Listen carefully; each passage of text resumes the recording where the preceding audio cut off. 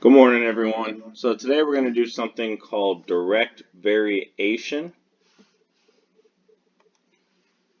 And you guys have actually done this already. Direct variation is just a fancy way of saying set up and solve proportions. So anytime we see something that looks like this, y varies directly with x, or y is directly proportional to the value of x, all that means is that we're going to set up and solve a proportion. Today, however, we are just going to set them up. Later on this week, after we kind of practice solving some equations, again, we'll solve them. But definitely when we get back in person and we all have the Inspire calculators, that's when we'll actually go through and solve them. So if I take a look at example A, it says the value of y varies directly with x. Again, this tells me that we're going to set up a proportion. The way we're going to set these up, though, is we're always going to write them as y over x.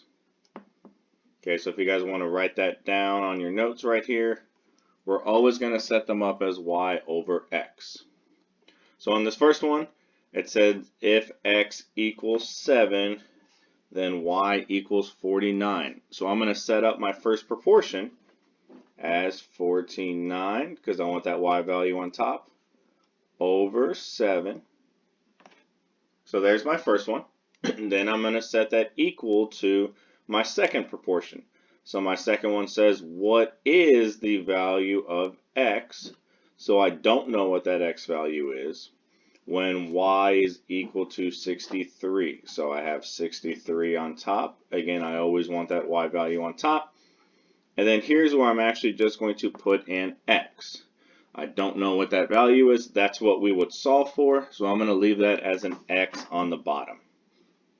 So again, that's all we're going to do today. We're not actually going to go through and solve them.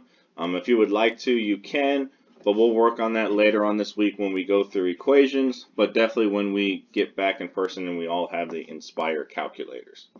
I'm going to go through one more example with you. So example B. Again, we always want this to look as y over x. So it says the value of y varies directly with x. So if x equals 21, then y equals 42. So there's my first proportion, 42 over 21. Remember, I always want that y value on top. Then I have my next proportion. It says, what is the value of x? So again, I don't know what that x value is when y is equal to 80.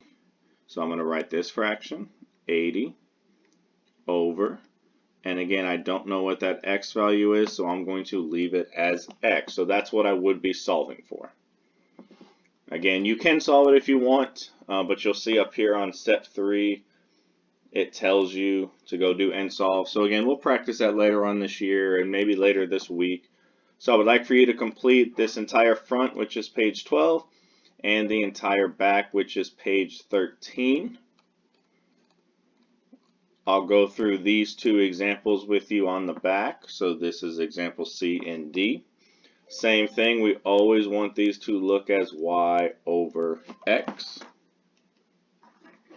So it says the value of y is directly proportional to the value of x. Again, that tells us we're setting up a proportion. So it says if x equals 8, then y equals 72. So I can set up that proportion, 72 over 8.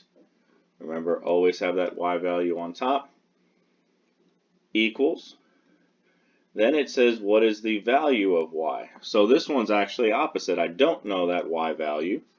So I'm going to leave it as y over x equals 6. So I'll put a 6 there on the bottom. Again, we don't need to solve for y. We'll practice that later. We're just working on setting up these proportions. So this last one, example D, again, still writing them as y over x. So here's my x value, here's my y value. So 13 over 104, remember y value always goes on top, is equal to, then it says what is the value of y when x equals 64. So again, y value always on top. We're going to leave that as the variable y. We don't know what it is. That's what we would solve for. So again, I want you to get page 12 and 13 complete, just setting them up.